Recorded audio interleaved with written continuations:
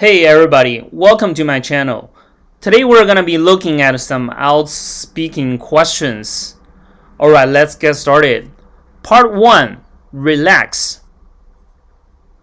So the first question is, what would you do to relax? Well, I always chill out by listening to music or watching a comedy show at home.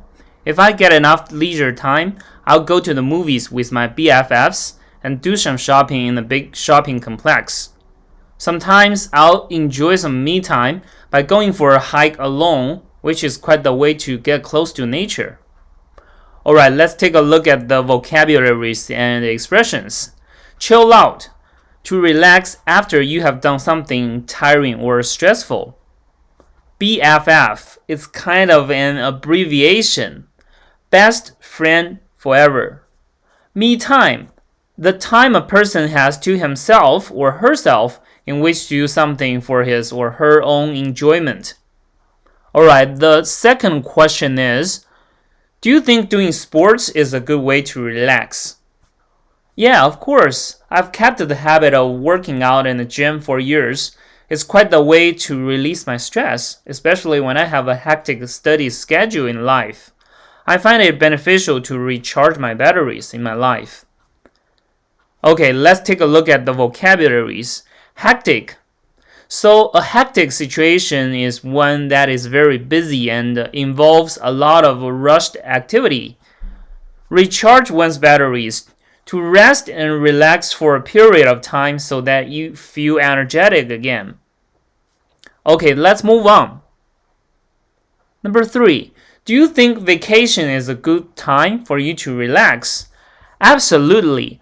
I think vacation plays a big part in everybody's life because they need some time to let their hair down. Some people choose to go on a trip to relax themselves. Others would like to have a staycation. But all in all, they choose the best way to relax themselves when there's a vacation. Okay, let's take a look at the vocabularies and expressions.